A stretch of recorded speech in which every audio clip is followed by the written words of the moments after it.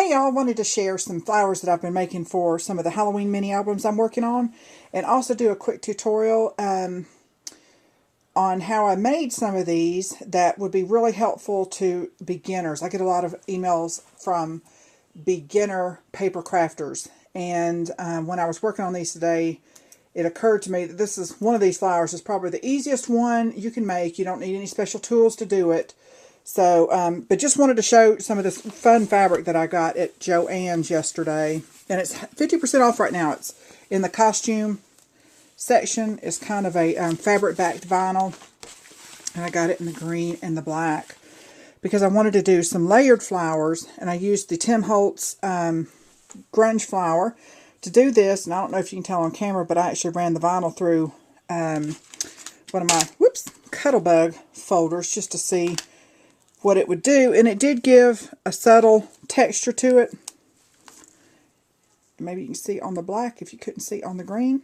But and then just did some, it wasn't tulle, this was actually considered the like your scrubbies you have in your kitchen, scrubby material. So I bought some of that as well, and then just did alternate layers with the vinyl and the scrubby material. And just put a couple little brads and stuck a little spider, my favorite creature, y'all know, on that one. But that's a good flower to use. Now this fabric doesn't, you can wad it up and scrunch it and it won't hold. It's going to lay flat. So if you've got a spot in your scrapbook where you don't want a whole lot of dimension or a lot of thickness added, that is perfect. And then this one, I just used some packaging, some acetate, and cut out, used a die to cut out the flowers, and then I ran it through a texture folder and did some black stays on it, and then also added some tulle that I cut out with the same die, just alternated that in the acetate, and then just added some stickles on there just to give it a little sparkle. So that's another easy one if you have a die cutting machine. But probably the very easiest is this one, and this is just a ribbon flower, and I just sewed a little button, skull button, and added some bling to the eyes. But I wanted to show you a couple different ways you can make them. And this one I didn't fasten it completely. It's just got a brad. And there's just a little flower. And here's one that I cut out with a Tim Holtz die out of that vinyl that I layered. And that's the base of the flower right here. Let me move this out of the way so y'all can see it. And I'm going to show you real quick how to do it. And I just took this ribbon. You do need wire edge ribbon to be able to do this. And then you can see this one is solid all the way around. Well, this can also be turned into this. See how this is all puffy and fluffy? And I'll show you how to do that. And just so y'all know, I just heard a four-wheeler pull up in front of the house. So if they go knocking on my door, I'll have to come back. But hopefully it's family or friends and they know they can just come in. So if we get an interruption, y'all excuse me. Okay, you just fold it in half.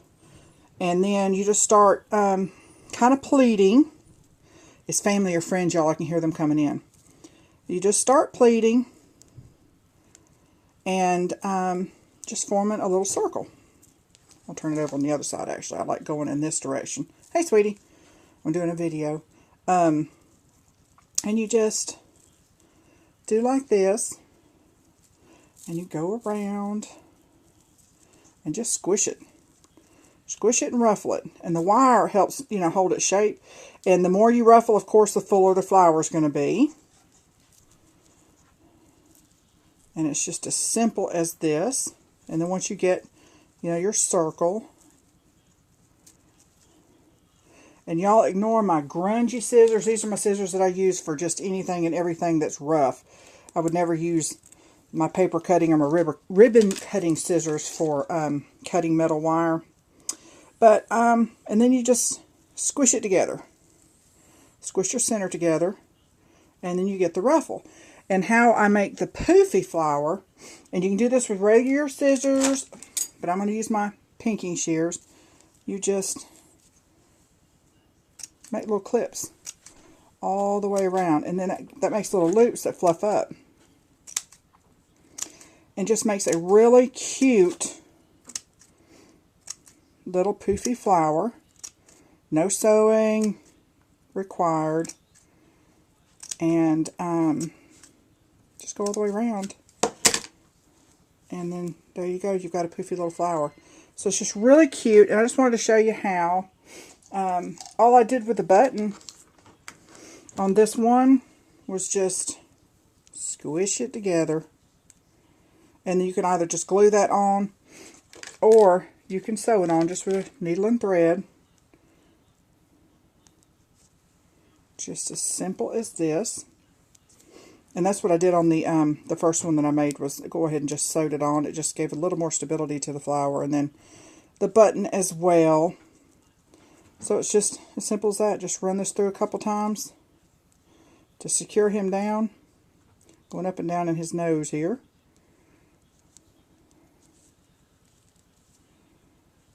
And then on the back, just run it through on the back. When you've got your loop here, you just put your needle through the loop and pull it tight. And you do that a couple times, but you don't really need to. I mean, this isn't going to be on clothing or anything. It's just going to be in a scrapbook. And then all I did was glue some bling on the eyes. So you can do that with your fluffy version or with this one. But that's probably the simplest flower I know of to make. Great for beginners, because all you have to do is go buy a spool of ribbon and you can find that 50% off all day long. So, or use a coupon. So it's even very inexpensive to do. And then, like I did on this one, you can just layer embellishments to give it a little more spice to it, I guess you would say. So you can do it, you know, just real clean and simple like that, or duty it up a little bit. So just wanted to share that. I know this will benefit some of the ladies that are new out there, and I'll see y'all with the next video.